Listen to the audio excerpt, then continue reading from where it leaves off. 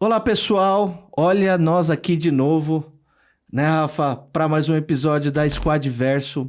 Você que ainda não conhece o Squad Verso, você que ainda não viu nenhum dos nossos vídeos, quer aprender mais sobre Web3, quer aprender mais sobre NFT, quer aprender mais sobre metaverso, inteligência artificial, mais O impacto da tecnologia na sociedade, né? É um ponto que sempre vem em todo podcast nosso, a tecnologia, a sociedade, porque querendo, né, vivemos com pessoas, né? Então, sempre toda inovação ela traz um impacto na nossa vida. Então, Total. um pouquinho que a gente sempre discute aqui, é legal ter essa reflexão. E hoje com uma convidada super especial, né? Sem dúvida alguma. E aí, o que é legal é até antes de passar a palavra aqui, apresentar a super convidada. A gente vai falar bastante de game, é algo que a gente tem cada vez mais explorado como parte de um ecossistema, mas nada que a gente tinha planejado, né? É interessante porque como as coisas estão conectadas, né? Eu tô aqui com Rafael Botelho, né? E aproveitando, fazer o merchandising um pouquinho. Então, pessoal, quem ainda não segue o canal, não deixe de seguir, curtir.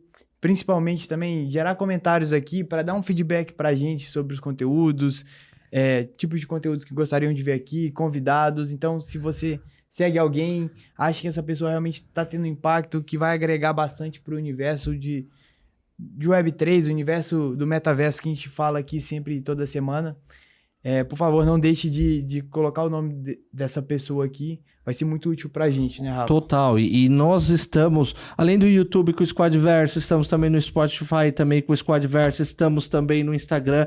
Então também, se você quer, ou às vezes não tá querendo ver o vídeo, né? Às vezes você vai lá, fecha a tela, o YouTube ele para, né? Então é ideal você ter ali, por exemplo, no Spotify, quer ouvir no carro, porque o papo aqui, ele é longo, tá? Então é o legal que a gente começa e quando vai ver não consegue parar mais, né, Rafa? Exatamente. Sem mais delongas, vamos apresentar aqui e passar a palavra para a grande convidada que nós temos aqui, que é a Elo Passos, da Trax, né? Não sei se eu tô falando o nome da empresa corretamente, mas vou te dar essa oportunidade. Elo, obrigada aí pela sua visita, pela sua participação.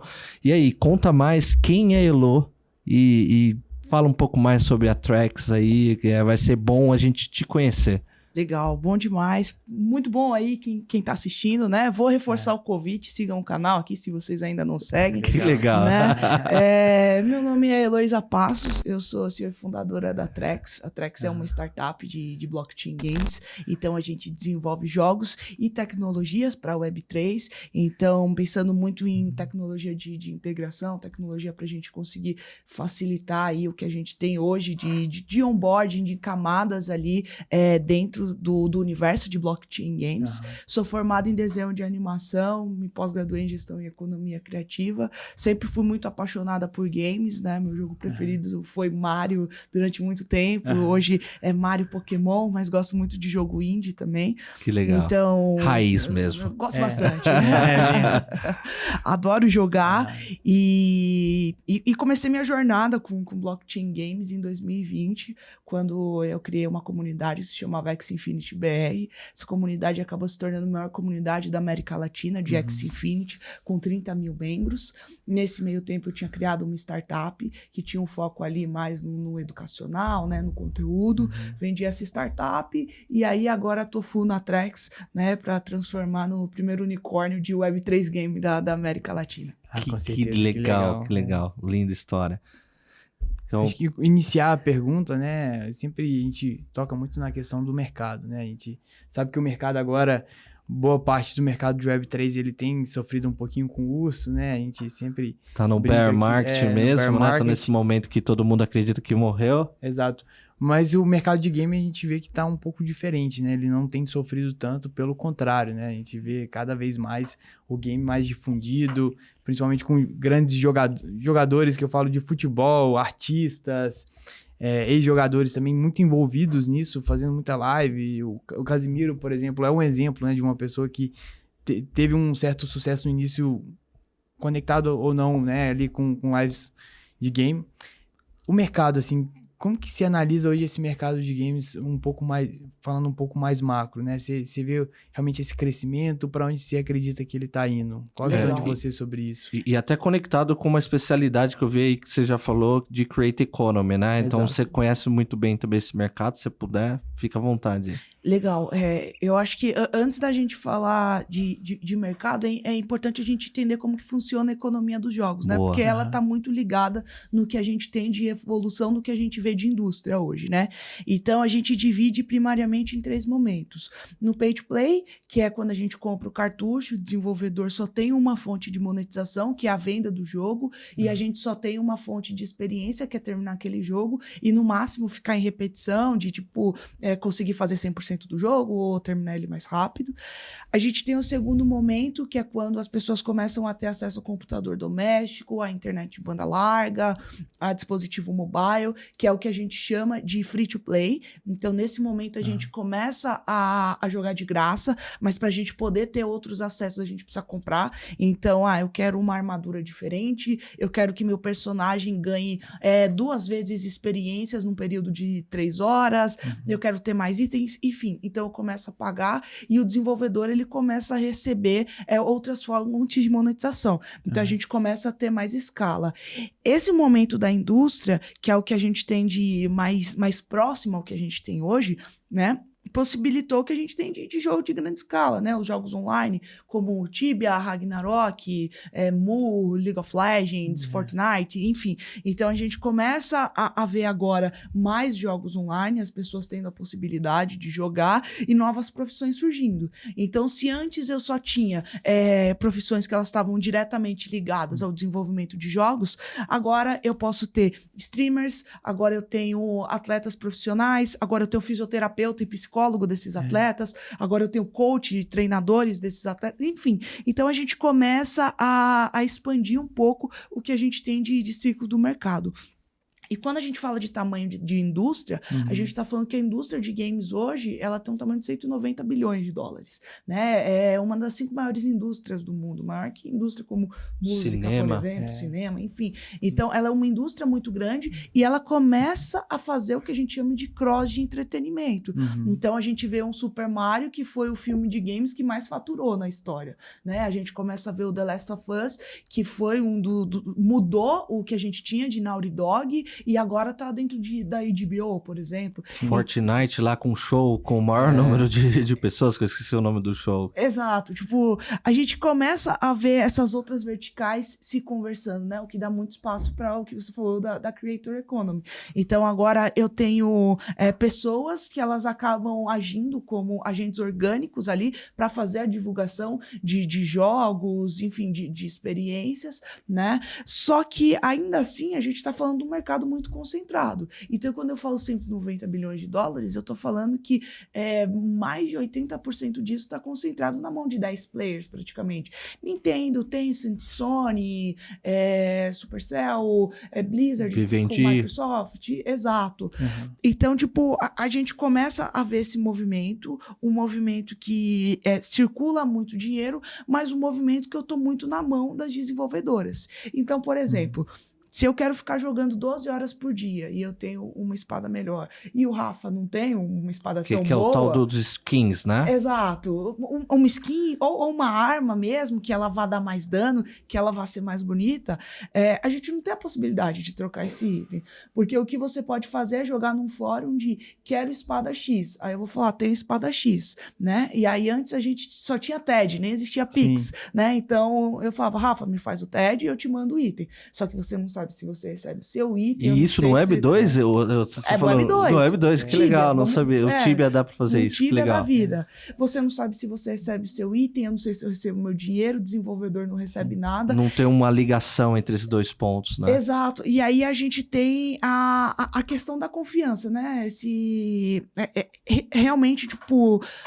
Lembra dos primórdios do Mercado Livre? Quando a gente não tinha como saber se eu ia receber. Você mandava e não tipo chegava eBay, nunca, né? chegava o tijolo. Exato. Então, tipo, a gente tava nesse momento no mercado dos games. E o que a blockchain faz? E levanta a mão pro terceiro momento do que a gente tem de economia, que a gente chamava do play to earn, mas eu chamo só de blockchain games. A blockchain fala assim, vamos fazer o É seguinte... um tema longo isso daí, da Play to Earn, que a discussão é longa. Porque eu uso o termo blockchain games porque eu acho que as pessoas vão ficar Não só você, mudando muita gente tem utilizado. por causa de hype, a galera vai ficar, não, agora é play and earn. Não, agora é play and fun. Não, agora é play and on. Então, vamos falar que é vai na raiz, vai na raiz. Acabou, entendeu? E eu não vejo que tem problema nenhum da gente falar play to earn, sabe? Tipo, você entendeu? Aí qual eu falo? Eu tô aprendendo a falar inglês. Você entendeu o que eu tô falando, não é? Pra mim, tipo, enfim, problema nenhum da gente falar. Mas o que acontece nesse momento? A blockchain fala assim, te dá uma estrutura de contratos inteligentes e transações que elas vão estar sendo rastreáveis e você vai automatizar o que a gente vai ter de mercado secundário. Então, o que é mercado secundário passa a ser mercado primário dentro da economia do jogo. Você coloca o seu item, então automaticamente ele já está ali no marketplace, eu coloco meu dinheiro e é a plataforma que ela faz essa transação dos ativos e o desenvolvedor já recebe uma taxa de transação, ou se a gente pensar num criador de conteúdo que ele desenvolveu aquele asset, ele vai receber também, como se a gente fosse pensar no Roblox, por exemplo, sim, da Visa, sim. né? E tudo isso através da tokenização dos ativos. Então, o que é skin, o que é espada se torna um NFT, o que é a moedinha virtual vai se tornar a token. Então, a gente começa a ter uma economia que ela vai ser mais distribuída. Porque se eu quiser, por exemplo, usar os games como profissão, eu vou poder usar os games como profissão, eu vou poder ficar 12 horas jogando e poder transacionar aquele meu item sem medo de represália do desenvolvedor, né? Então...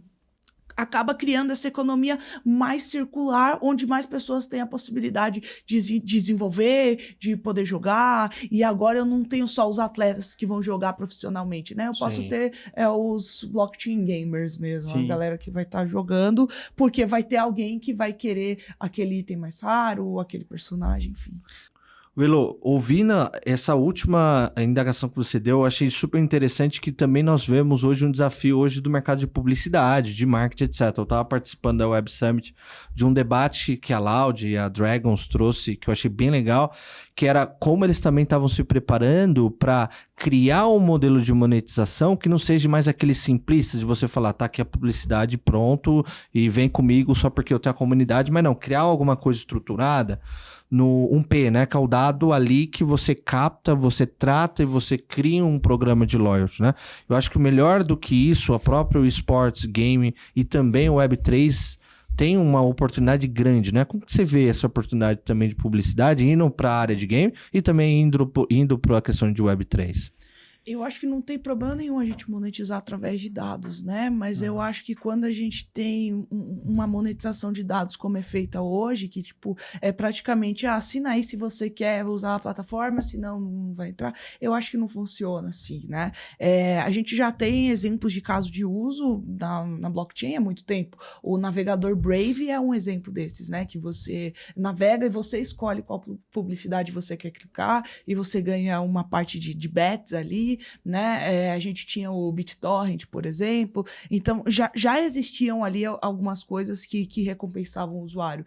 Na minha cabeça, assim, gera-se muita grana com dados, mas é absurdamente muita grana que gera-se com os dados, né? E eu super recomendo o pessoal assistir Dilema das Redes para entender sobre essa questão de dados.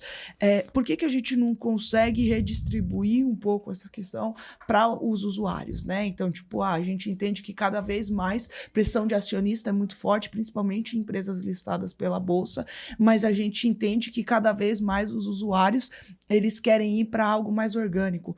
Ontem, por exemplo, eu estava falando com uma menina da geração Z, né? Tinha 19 anos ela.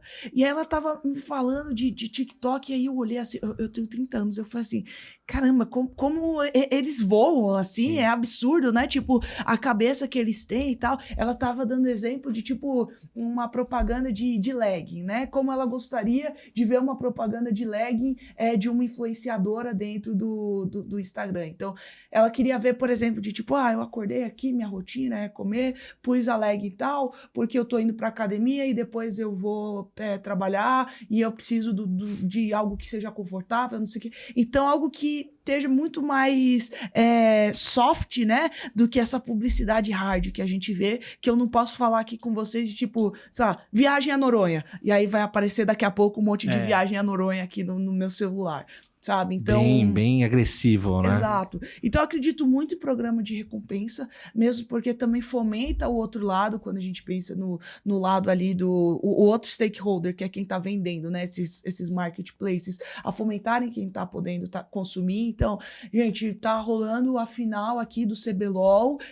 Quem for fã da Loud, seguir a Loud, tiver dentro do Discord, vamos disparar um cupom pra galera poder pegar no BK, por exemplo, que eles fizeram um lanche, e aí vai poder pegar no BK com desconto, mas só quem tiver lá no CBLOL vai poder ter o código, sabe? Tipo, quem tiver online. Eu acho que vão ter que ser essas interações que já estão acontecendo um pouco, e eu acho que a indústria do game faz isso muito bem, né? De tipo, chega o iFood, ou tem alguma coisa aparecendo, do que essa questão de compre.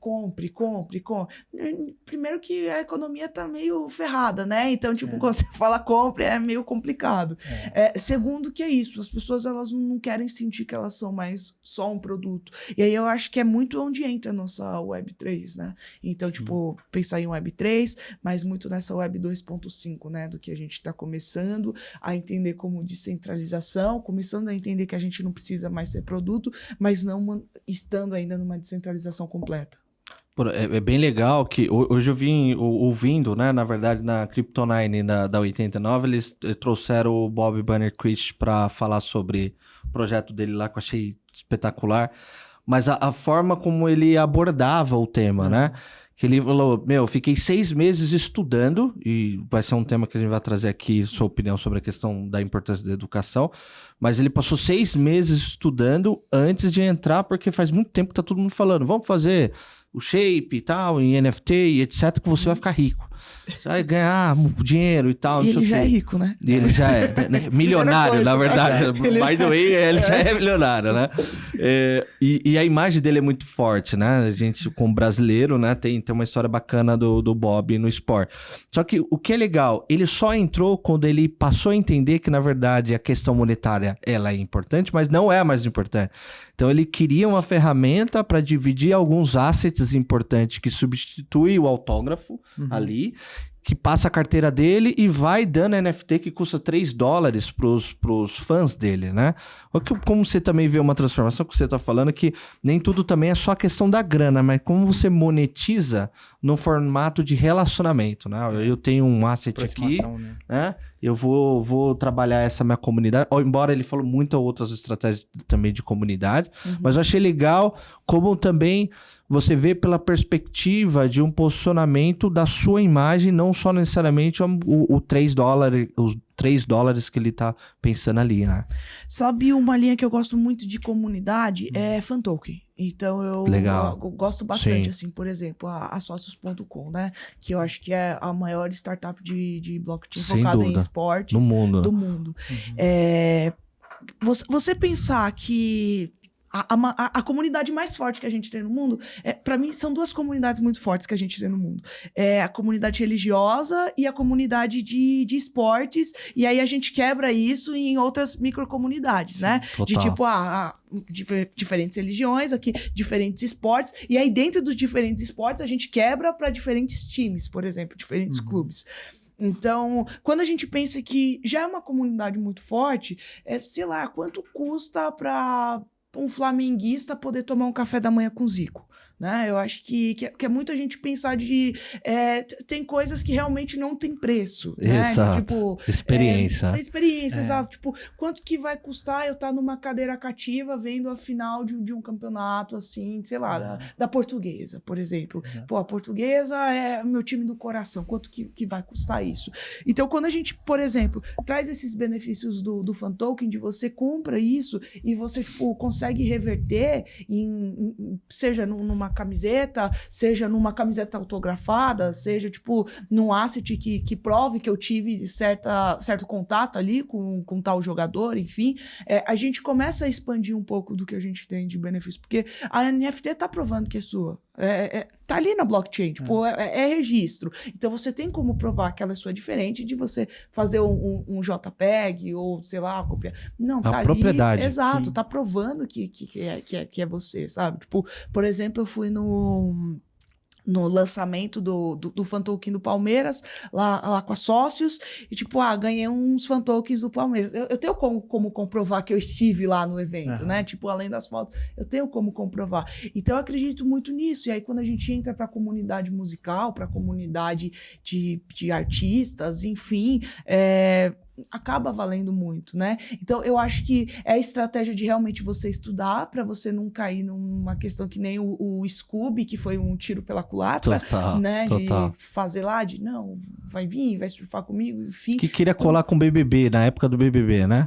Exato. Muito assim, tô no ápice ali, vamos soltar. Exato. Correndo. Então, tipo, realmente fazer algo que agregue valor para a comunidade. E eu acho que o Bob Burnquist foi muito sagaz, por assim dizer, de já ir com a reserva, porque a reserva já tem feito, né, várias ações. Então, é uma marca muito forte quando a gente vê mercado de Web 2.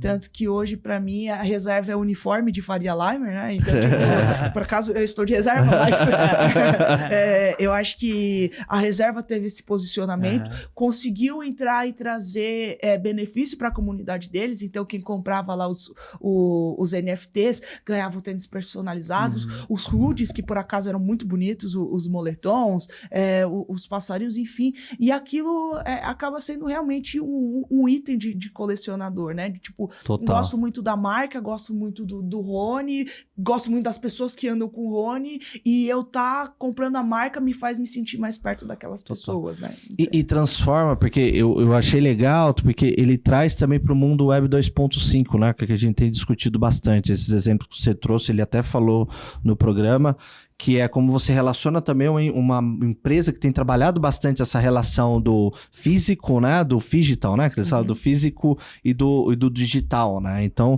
essa é uma maneira também de você ter uma penetração maior e entrar na cabeça das pessoas que legal, tudo bem, você não acredita muito desse lado, olha que legal, olha os valores físicos e benefícios que você tem, emocionais, também de benefícios, porque o produto da reserva também tem uma qualidade elevatíssima, o Bob tá fazendo lá, segundo ele, vários shapes artísticos, né, que traz essa questão física colecionável, então tem, né, muita coisa para explorar, né? Exato. E assim, Rafa, é legal pensar nisso, né, quando a gente pensa, olhar assim, a gente vai analisar os times de futebol, né, vamos pegar o futebol que é o esporte mais comum, sempre teve essa ideia de torcida organizada, os hooligans até que tinham uma parte mais negativa, mas assim, você pertencer a uma comunidade. Todas essas iniciativas, né, elas colocam no Web 2.5 ou talvez no Web 3 essa proximidade, né? Você conseguir ser próximo daquele time, daquela comunidade, daquilo que você se identifica de uma maneira digital. E é muito legal, eu gosto de ver os exemplos, por exemplo, dos cases das ligas americanas, né? Então você pega a NBA, por exemplo, eles lançaram aquele aplicativo onde que você pode escanear seu rosto, né? E você substituir um dos jogadores em tempo real. Então, se o cara faz uma cesta, é como se fosse você fazendo a cesta, né? Então, sei lá, eu vou substituir o Stephen Curry pelo meu rosto, né? Então, toda vez que ele fizer uma cesta de 3 ali na transmissão, vai aparecer o meu e não o dele. Então, assim, acho super legal essas iniciativas. E eles acabam gerando, eu vejo... A NBA tem essas iniciativas, a NFL, eu acho que eles fazem um trabalho assim também fenomenal, né? Você tem boa parte do ano, a liga, ela acaba não tendo jogos, né? Então, ela faz cada evento, assim, o lançamento de ontem foi o lançamento de tabela da temporada. É, assim, um evento surreal. Eles pegam, fazem vários animes, né, dos times. Então, o time faz um anime dos adversários deles. Então, eles conseguem explorar uma comunidade que às vezes fica carente, né? Então a comunidade ali na época de off-season, eles acabam não tendo muito, então você consegue ter essa exploração. Então eu vejo que, contribuindo um pouco nessa discussão, né? Essas estratégias, elas vão ajudar cada vez mais você se aproximar dos seus times. E com isso você conseguir financiamentos, conseguir o suporte, uma comunidade que realmente, você pega, por exemplo, o Palmeiras, né? Hoje o Palmeiras, todo jogo do Palmeiras tá lotado, né? Isso é muito legal para o esporte como um todo. É ruim demais você ver um jogo, por exemplo, estádio vazio. Acho que ninguém gosta disso. Então, pensando nessas estratégias, a gente tem essa aproximação. Eu vejo que os resultados estão sendo muito positivos para quem está na frente, né? E aí, Elo, aproveitando, eu queria, assim, na sua visão hoje, que case que você vê que, assim, é, assim, fora da curva? Você comentou da reserva, mas, assim, o que você acredita hoje que tá fazendo um trabalho que ninguém tá fazendo no mercado? Não pode ser Nike. É. Até mesmo pode ser que não seja seu preferido, é que eu falei o meu. Eu tô pensando aqui. Porque é difícil a gente falar de, putz, fora da... Eu acho que o que foi fora da curva foi Reddit, né? O Reddit. Sim. Pra mim foi fora da curva porque eles venderam NFT sem falar que é NFT. Venderam como colecionável Porra, digital. você falou uma coisa sensacional. Então eu acho que Ó, foi vou legal. ter que fazer um corte aqui, ó. Essa frase é a frase principal do case. Vender NFT sem falar que é NFT. Que é esse o objetivo de todo mundo, né? Exato. Então, eu acho que foi... Porque todo mundo tá tentando fazer alguma coisa, né? Tem coisas muito legais rolando em metaverso, né? De tipo... E quando eu falo metaverso, tô falando mais The Sandbox, por exemplo. Porque pra mim existem metaversos Web 2 ali. Fortnite, Minecraft, Roblox, enfim. Pra mim são... Hip metaverso, né? Que acredita que é só meta. Meta. Exato. Que é uma distorção que a gente discute aqui muito grande. Eu fico assim, da tremedeira na hora que eu vejo alguns especialistas, pseudo-especialistas que não existem, né? Especialistas, mas jornalistas que falam, beleza, metaverso foi criado pela Meta e morreu com a Meta e nunca mais vai existir, né? E você vê o fundador da Epic Games falando, vamos fazer o enterro com 600 milhões de usuários unindo Sandbox, Fortnite, todos Roblox, etc. que faz isso que você acabou de falar. Eu acho que o pessoal precisa estudar mais antes de falar, né? Total. Eu acho que a gente tá numa carência de imediatismo, que aí a gente vê o hype e a gente precisa falar pra gente não sair daquele momento, né? Então parece que tudo é muito momentâneo e se eu não der minha opinião naquele momento, e aí... Dane-se se essa opinião ela é embasada em fundamento ou não, mas eu preciso dar para eu estar aqui e ganhar engajamento e ganhar like. Eu tava quando aconteceu o anúncio do Meta, foi em outubro de 2021, lá no Web Summit. Então eu tava lá no Web Summit e eu lembro que eu tinha feito um trade incrível de Gala na época, porque eu gosto muito do projeto da Gala, eu minerava Gala naquela época, enfim, a gente tinha ativo de Gala, mas... eu lembro que eu tinha aberto uma posição futura, eu falei, vou deixar rolando. Eu tinha aberto, acho que uma posição em 800, e aí no Web Summit foi o primeiro grande evento pós-pandemia, então, tipo, era uma semana depois, o primeiro fim de semana que eu tava em Portugal foi o primeiro fim de semana que abriram todos os bares. Então tava todo mundo enlouquecido, assim, de tipo... Vamos se abraçar, e teste de Covid, não sei o quê. Enfim... E aí eu lembro que foi quando o Mark Zuckerberg fez aquele videozinho, que é muito bonitinho, o avatar dele, por assim dizer. Eu acho fofíssimo aquele avatarzinho dele. Mas aí fez, e aí mostrava, e aí tipo, Facebook, Meta, né? E aí todos os tokens, porque a gente já tava numa bull run, né? E aí todos os tokens que tinham a ver com games ou metaverso, principalmente Maná, Sandy, a do Gala, Axel Infinity. Também, o AXS ele já estava no rush, né? Então já não precisou pegar tanto. Mas eu lembro que o Sandy, do The Sandbox, foi um negócio assim... Estrondoso. Absurdo. Acho que saiu de... Não sei, mas eu acho que bateu $6 no... E todo mundo começou a falar, e aí, que é isso aí? Que tá pegando? Exato. E aí, naquele mesmo tempo, o Facebook falando do anúncio da criptomoeda deles, da Libra, só que ao mesmo tempo eles falando que ia ter 42% de taxa, era um negócio assim absurdo, eu não lembro quanto. Falando já de como arrancar dinheiro sem provar a importância, a né? tese dele, exato, sendo que ele esqueceu que a gente tem uma curva de aprendizado quando a gente tem novos hardwares dentro de tecnologia. Total. Né? Então, tipo, será que é fácil as pessoas terem um óculos, né? Será que elas vão pagar R$2.000 no óculos ou elas vão querer um outro celular, né? O que elas vão querer? Sendo que o óculos ainda tem algumas questões de, tipo, você fica um pouco enjoado se você usa muito, tem uma questão imersiva muito legal, mas você precisa de um espaço, né? Então, eu acho que foi um hype, assim, que... ok, foi um hype legal. Eu entendo o lado do Mark Zuckerberg, que estou vendo muitas coisas acontecerem e preciso continuar me mantendo Surfar. como... E valorizou o Meta absurdamente esse Exato, momento. e aí logo depois, tipo, dropout das ações, assim, caiu muito, né, as ações, e tipo, então eu entendo. Da mesma forma que ontem eu recebi um vídeo que eu achei muito engraçado, um meme, que era o Google apresentando a nova ferramenta deles, e aí era tipo, pitch para receber dinheiro em 2023, e aí eram vários cortes, eu acho que foi 1 minuto de, tipo, diferentes vezes que ele ficava IA, então, tipo, agora é IA, então é uma recomendação que eu dou para você que quer captar dinheiro agora com fundo de investimento, fala que você tem Generative AI dentro da sua plataforma, porque, tipo... Game with Chat GPT, então fala assim, ó, no seu metaverso tem chat, tá rolando OpenAI lá dentro, beleza, já começa a conversa, é um bom ponto. Até a Web Summit desse ano foi muito focado, muito dedicado a essa discussão, que não é, no meu ponto de vista, não tá errado, né? Eu acho que a gente tá falando de alguma coisa que tá colaborando, é palpável, etc. Mas, né, como o tema que a gente tem tentado evoluir aqui é Web3, é game, etc., tem outros temas também que a gente precisa ter atenção e que é até mais básico, né? A gente tá falando aqui de coisas que como eu vou fazer o Web3, mas na verdade eu tenho uma estratégia de marketing também para orquestrar tudo isso daí, né? Sim. A reserva não só fala, eu quero entrar no Web3 e tá tudo certo. Não, tem uma orquestração por detrás, né? Exato.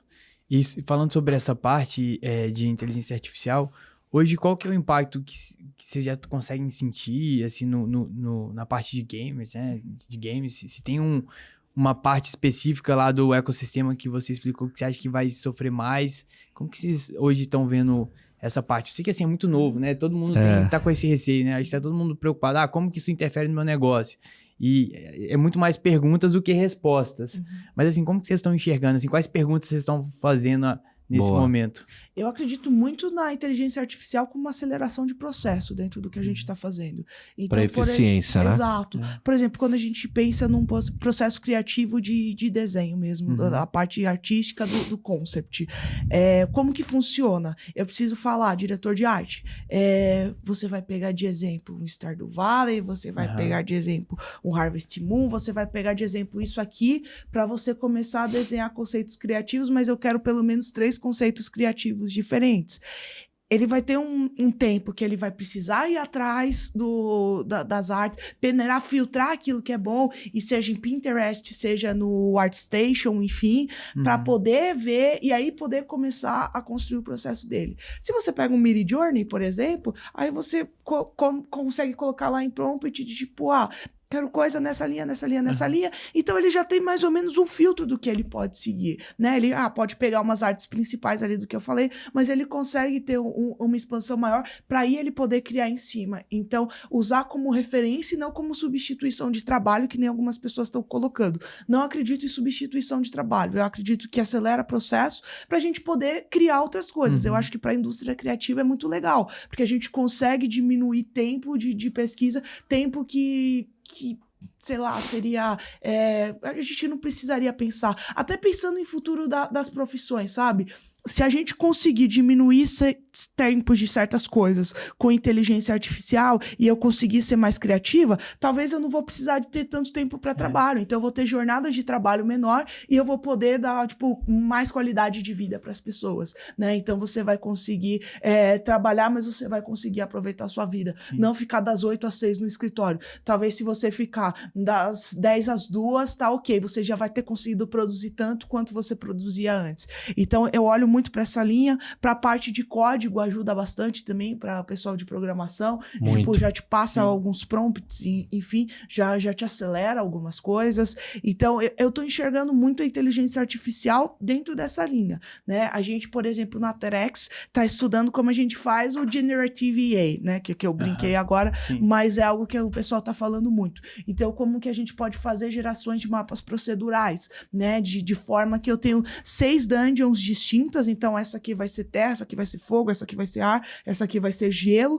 só que toda vez que eu jogar vai parecer que eu tô jogando uma aventura diferente, mas na verdade é só a inteligência artificial que mudou alguns parâmetros dentro do que o game designer falou pra gente fazer. Então, de tipo, ele precisa ter certo level de dificuldade, você vai ter uma taxa de drop de item de 0,25% para itens raros, mas vai mudar um pouco o mapa, né? Eu vou ter, tipo, diferentes monstros, então, sei lá, talvez a cada 10 vezes que eu jogar, eu vou ver um monstro diferente. Então, eu acredito muito nela trabalhando nesse sentido, porque quão difícil seria eu ter diferentes mapas procedurais para cada uma das minhas dungeons, né? Então, tipo, já dá para você fazer isso sem inteligência artificial, mas a beleza da inteligência artificial é que você vai alimentando ela e ela vai ficando mais inteligente, né? É o óbvio, mas é o óbvio que precisa ser dito. Então, você vai conseguindo trazer certo nível de inteligência para ela ir trabalhando.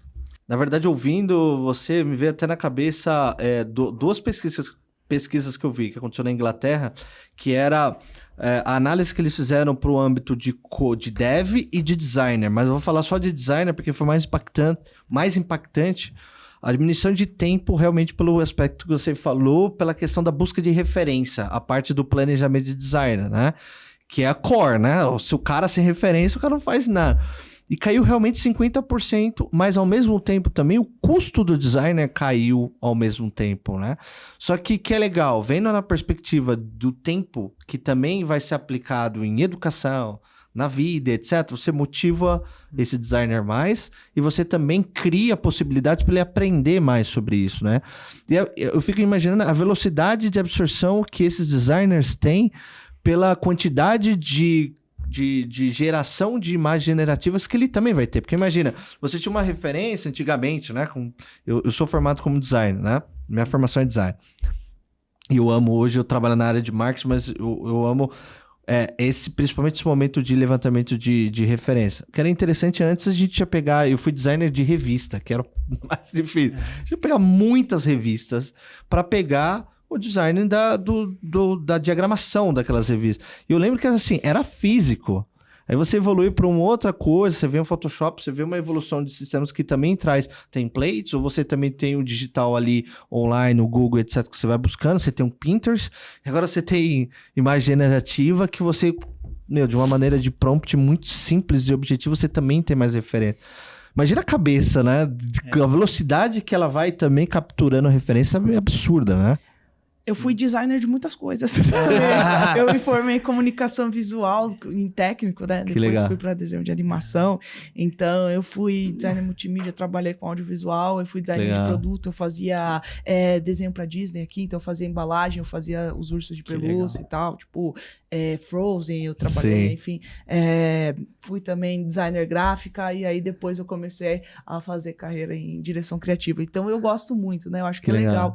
E acho que é diferente hoje da época que pelo menos eu estudava, eu tava aprendendo ali, e isso, não faz tanto tempo, faz 8 anos, né, de 2015 pra cá. Hoje a gente, tipo, consegue achar tudo na internet, tipo, a gente não tem desculpa de, não sei fazer, sabe? Tem um negócio que me deixa com muita raiva, que é quando o pessoal me pergunta coisa que dá pra achar no Google, né? Sim. Então, tipo, cara, é importante a gente saber que o Google existe, agora o ChatGPT existe, né? Por isso que a gente não te perguntou o que é NFT. Embora seria bom pro público que tá aqui. Mas assim, galera, tem bastante coisa na internet. No YouTube, que vocês estão aqui, Spotify, tem muita coisa. Também não teria problema. Mas é isso, sabe? Tipo, eu acho que tem coisas que são básicas, dá pra gente, tipo, aprender muita coisa. Tava no Web Summit também. No dia que a gente tava indo embora, furou o pneu. E ninguém sabia trocar um pneu entre as 4 pessoas que estávamos. A gente abriu um vídeo no YouTube pra gente aprender como que a gente trocava o pneu ali. Ele, não, você tem que achar o encaixe aqui, porque se você colocar em outro lugar, pode ferrar o carro. E, trocou o pneu, sabe? Tipo, hoje a gente tem internet, a gente tem celular, então é muito fácil da gente fazer as coisas, sabe? Tudo bem se tiver no meio do mato, sem internet, sem nada, é outra coisa. Mas, tipo, não é o caso nos grandes centros urbanos. Mas hoje você sabe trocar o pneu agora. Agora. Hoje o pessoal trocou, né? Não fui eu. Um beijo pro Marquinhos da Conhex.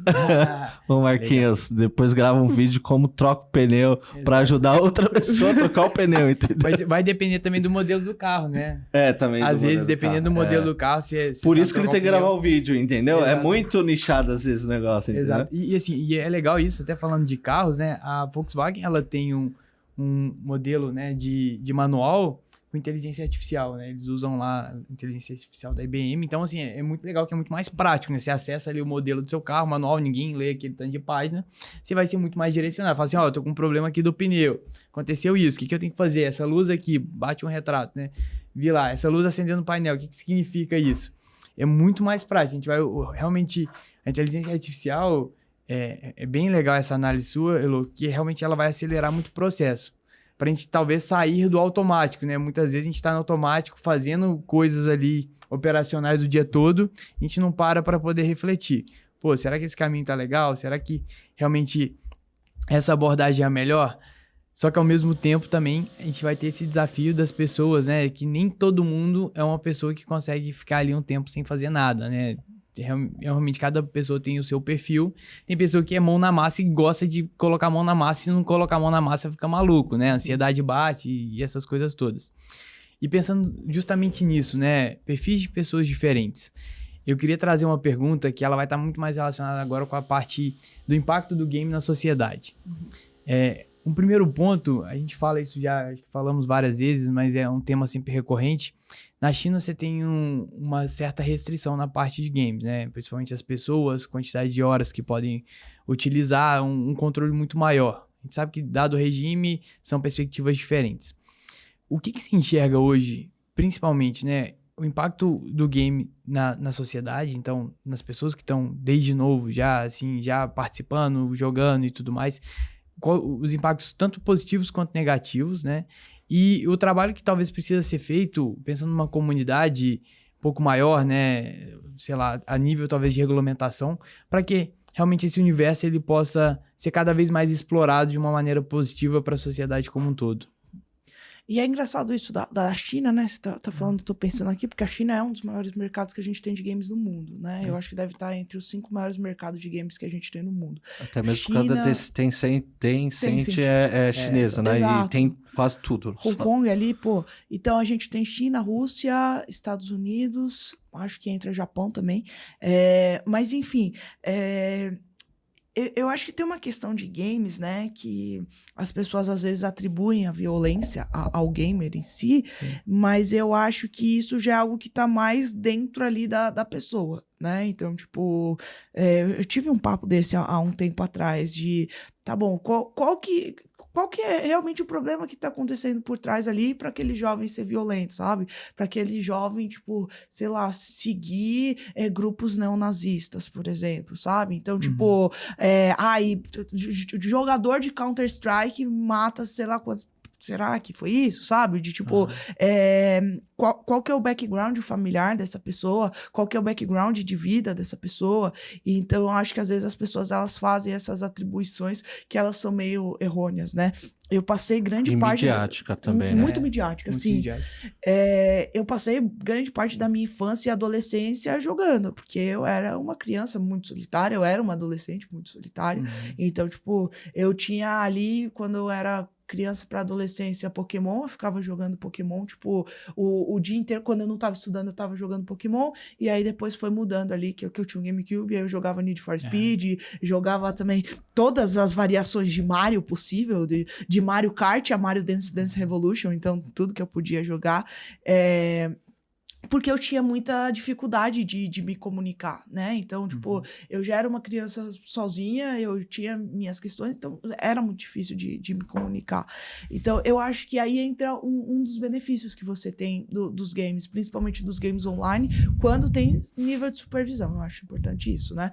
Que você deixa o jovem, a criança, enfim, se aproximar de pessoas mais parecidas com eles, né? Então, tipo, beleza, não tinha muitas crianças parecidas crianças comigo ali, e aí talvez se eu estivesse jogando, eu ia conseguir encontrar crianças mais parecidas ali comigo, né? Jovens mais parecidos. E, de novo, eu acho que é muito importante a gente ter controle parental, principalmente quando a gente fala de Roblox, por exemplo, né? Então, saber o que seu filho tá fazendo, saber o que ele tá assistindo, saber o que... Enfim, mas você começa a ajudar a desenvolver algumas skills. Skill de comunicação, skill de lógica. Então, quem joga videogame costuma ter uma lógica mais apurada se você joga puzzles, por exemplo, né?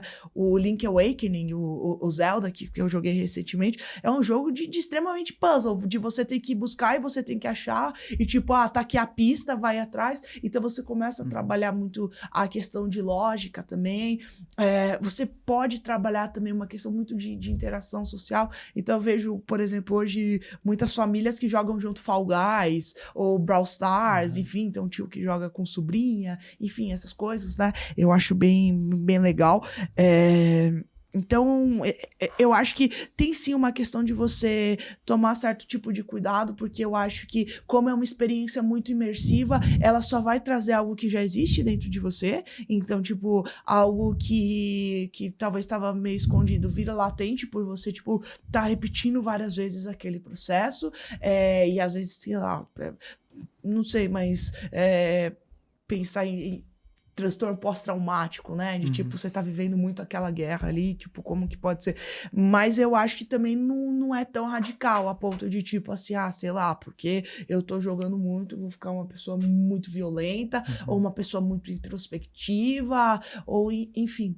Então, eu acredito que é explorar mais essas verticais diferentes de jogos, né? E principalmente para pais, para pessoas de, tipo, enfim, tios, tias, avós, enfim, entender o que aquela criança tá fazendo, né? Tipo, precisa ter tempo, né? Eu acho que nada que é muito é bom. Então, tipo, qualquer excesso ali tá mostrando uma falta de um outro lado.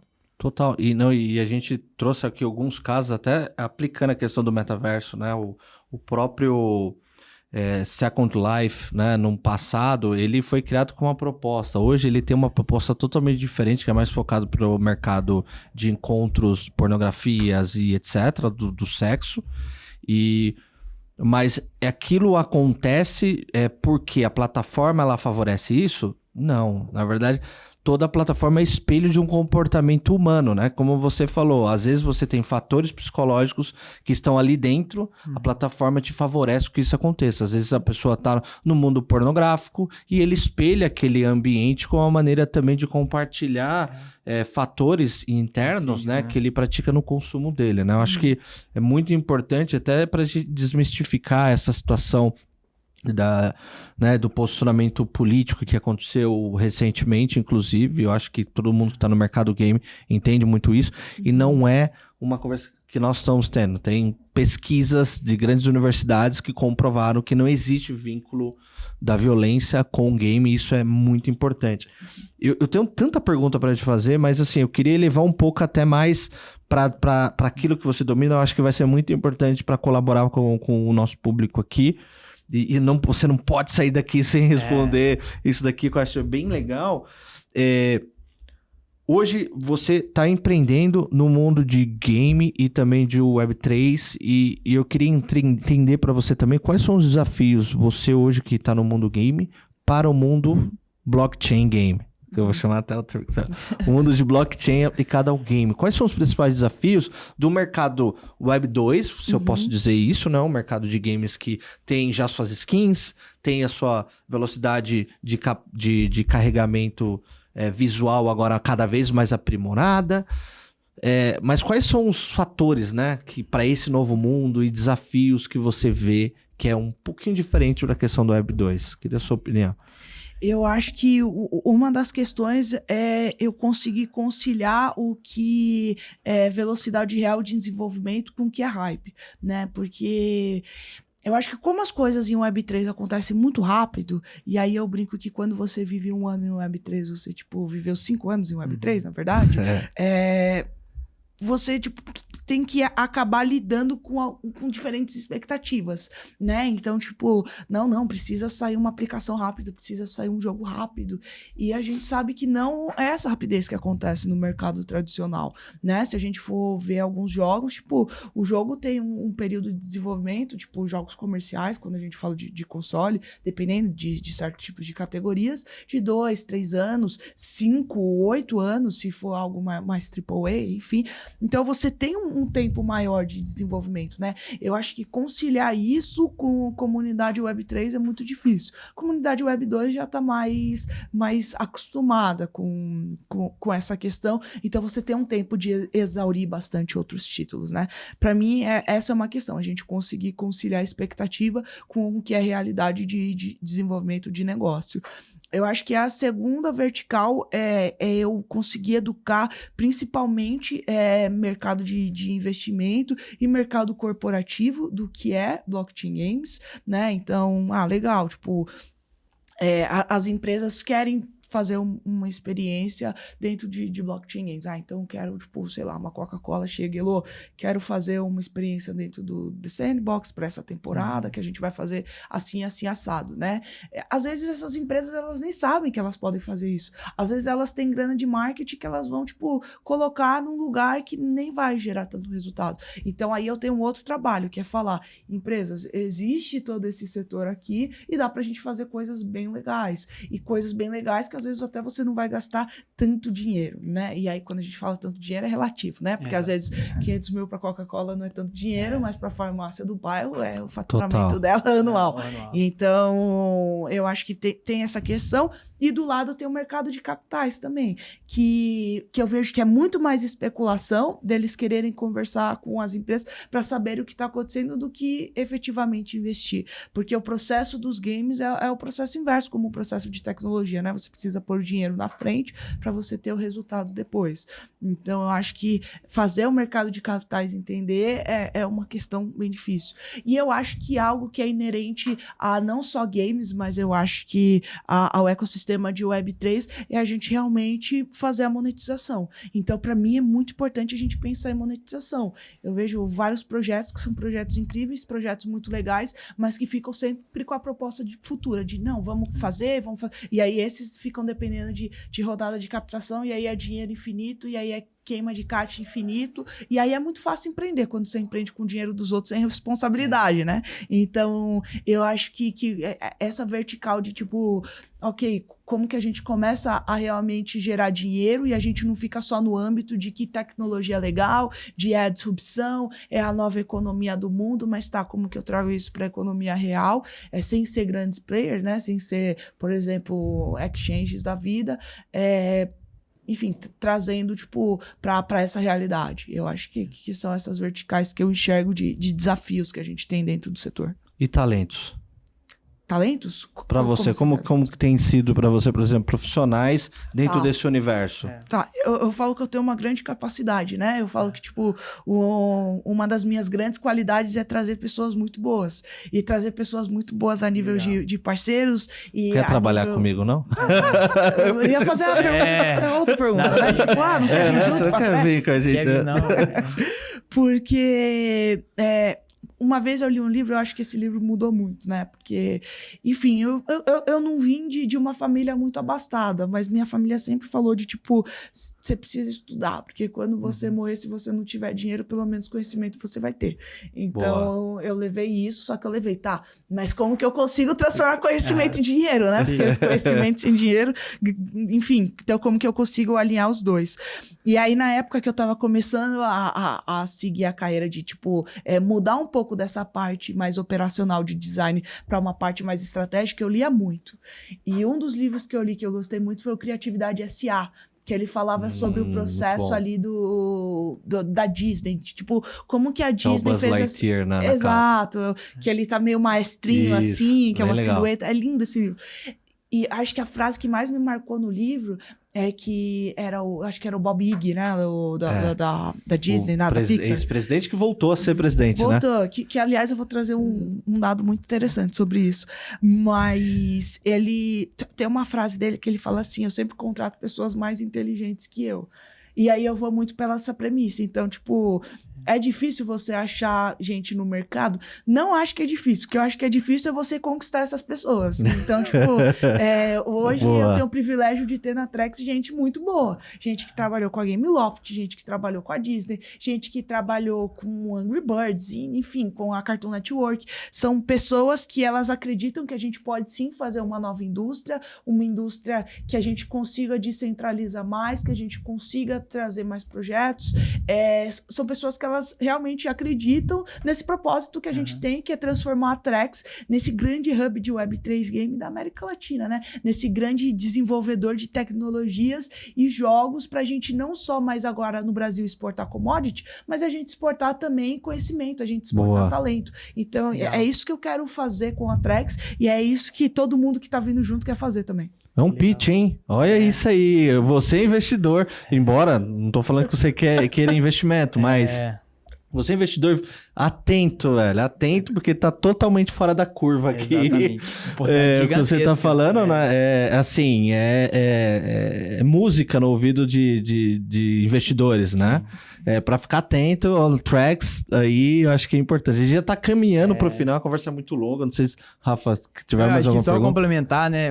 Esse ponto eu acho que é muito importante sobre talento, né? Se pega metodologias mais tradicionais de gestão, lá tem o Jim Collins que ele sempre fala, né? No livro dele, que antes de você saber até para onde você tá indo, primeiro coloque as pessoas certas no barco, que com certeza vocês vão remar para o lugar correto, né? Então, é realmente muito isso, né? E é legal ver essa mentalidade, né? Empresas construindo assim, e com certeza a gente pode e a chance é lá que vai ter sucesso, porque a partir do momento que você coloca pessoas boas, né, para trabalhar junto, realmente você vai ter resultados incríveis. Total. E é muito bom estar aqui, né, conseguindo contribuir, né, assim, com bate-papo, né, ter a contribuição da Elo pra gente fomentar isso, abrir mais a cabeça para esse universo, que é um universo que quando a gente olha no mercado tradicional, isso aí, querendo aproveitar, né, as pessoas um pouco mais tradicionais pensam assim, pô, games é um universo que, é só joguinho lá, não vai dar nunca certo, pô, você tá trabalhando com isso nunca vai funcionar. A gente não sabe o universo que é, né, o mercado potencial. E olhar para outras coisas, né, desde influencer, por exemplo, que, pô, quantos influencers hoje conseguem ter uma renda muito maior do que muitos engenheiros, por exemplo, né? Perceber que a economia, que a sociedade mudou. E é legal ver isso, né? Ver realmente cases de soluções que estão focadas, e eu acho que no seu terceiro pilar você foi matador, é realmente essa questão da monetização. Que não é só uma ideia de, pô, vamos ter aqui um game, vamos fazer um negócio legal e tal. Não, realmente a gente está buscando ter um negócio saudável. Então isso é muito importante e mostra, eu acho que para as pessoas que estão ouvindo, que são de mercados mais tradicionais, que existe muito caminho, a tecnologia, ela tá abrindo esses caminhos, abrindo novos mercados e muitas oportunidades super legais. Isso que ajuda a amadurecer a conversa, né? Porque é fácil você matar o metaverso quando você traz números assim que, tipo, não tem número. É só uma, né, na cabeça de algumas pessoas. Não tô falando que é o correto, porque eu acredito ao contrário. Existem muitos números no mercado que comprova isso. Mas quando você vai vender também um pitch desse, você conseguir criar algo palpável, ó, aqui é a forma de remuneração, é aqui daqui que sai, é pra aqui que eu vou. Mas eu queria, e até a gente tá chegando no final aqui, né? Até antes de dar o espaço aqui pra gente finalizar, eu tenho uma última pergunta. Tem um líder que eu tive no passado, que é bem legal, era presidente da companhia, que ele sempre me falava uma frase que isso marcou, que vem muito do que você falou também, Rafa, que é, às vezes, ele falava, se eu quiser atravessar essa rua e estiver com os olhos vendados, eu quero ter a certeza de que você vai segurar na minha mão e eu vou chegar do outro lado da rua. Então é sempre isso que eu busco, uma pessoa que vai fazer eu atravessar a rua e eu vou confiar que eu vou chegar do outro lado da rua sem poder ver, né? Então, é muito importante você ter esse direcionamento de talentos, pessoas que você confia, porque hoje em dia tá difícil, né? Hoje você ter bons parceiros, você ter pessoa com que você confia como grande profissional, é um grande desafio, acho, pro futuro, né? Essas conexões. Elo, para finalizar, né? Eu acho que a última pergunta, já falamos aqui bastante, acho bem legal, trouxe bastante conteúdo, mas você puder dar uma dica, né?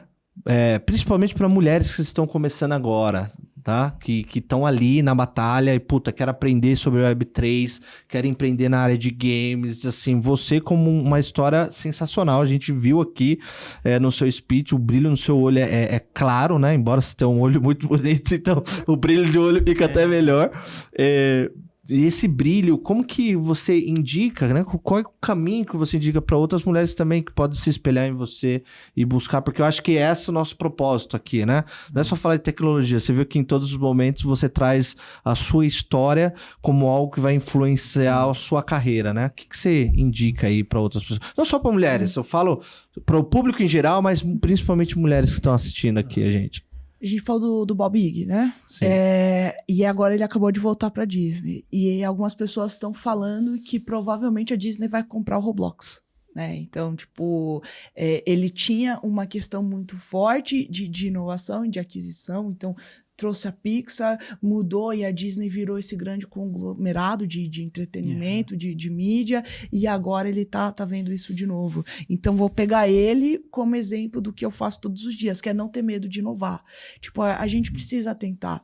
E eu acho que a gente tem que entender que às vezes só tem uma oportunidade. Então, todo dia quando eu vejo uma oportunidade, eu encaro ela como se fosse a última oportunidade. Pode ser a última oportunidade de investimento, a última oportunidade de um contrato comercial, a última oportunidade de eu trazer aquela pessoa incrível para a equipe. Então, eu encaro tudo aquilo como se fosse a última oportunidade. Porque eu encarando como última oportunidade, eu vou dar tudo de mim naquilo, né? E aí, ok, vai ter dias que eu vou estar muito mal, mas eu vou lembrar que aquela é a última oportunidade. Então, ok, no dia seguinte, aquela oportunidade vai ter passado. Eu vou continuar mal, então a oportunidade vai ter passado. Então, tipo, como que eu consigo pegar aquela oportunidade e aí depois eu penso que eu tô mal, eu deixo pra pensar depois. Então, eu passei, tipo, já burnout na vida, tive algumas coisas que realmente foram muito difíceis. E foi olhar e pensar que, tipo, era a minha última oportunidade que conseguiu me ajudar a construir essa trajetória. Então, se você tá vendo isso hoje, né, eu falo pra você, encare como a sua última oportunidade. Que legal. Muito legal mesmo. História de empreendedor, assim, exato. raiz, assim, faca na caveira e vamos pra cima. Acho que super legal. Super legal. Esse Galera, bate-papo, né? eu agora, é minha vez, né? Todo mundo aqui na mesa pediu. Siga a gente aí, comenta, compartilhe, porque assim, outras pessoas como você que está assistindo aqui quer ouvir essa história maravilhosa, eu acho que quer aprender, quer realmente entrar para dentro desse mundo e nada melhor como conhecendo e tendo como referência pessoas e empresas e exemplos como esse que a gente está vendo aqui, tá? Como encontra a Elo? Fala aí, site, LinkedIn, fica à vontade aí também para falar seus contatos. Legal, quem quiser me encontrar no LinkedIn, tá como Elo Passos, né? Tô lá no LinkedIn. E aí você pode entrar lá na Trex, que é TREXX. A gente está desenvolvendo um jogo muito legal, que é o Boom Boogers, então super convido vocês também a seguirem o Boom Boogers dentro do Instagram e ir direto pro Discord também. A gente está fazendo algumas parcerias bem legais, fechamos parceria com uma guilda filipina agora, a AG, né? Então é bem bacana. E quem quiser me seguir no Instagram, tá como elo.eth, e eu gosto sempre de reforçar que eu não peço dinheiro para ninguém. Então se você é novo, tá entrando e aparecer aí, tipo, como vão seus investimentos, com certeza não sou eu, tá? Eu não quero saber como que vão ser os investimentos. Golpe do Pix, né? Exato. Muito obrigado, viu, meninos, pelo convite. Eu que agradeço, a conversa foi maravilhosa, passou bastante tempo aí, né, a gente poderia ir 2, 3 horas aqui de conversa, agradecemos aí o seu tempo e queremos receber você futuramente ainda com a atualização dessas novas histórias, indicações também de pessoas que você acha que seria legal bater esse papo também é sempre muito bem-vindo, né? Você que tá dentro dessa comunidade, é bom reforçar, indicar outras pessoas também. E é isso, galera. Eu agradeço aí e até a próxima Squadverso. Valeu, pessoal. Obrigado. Tchau, tchau. Valeu, tchau, tchau.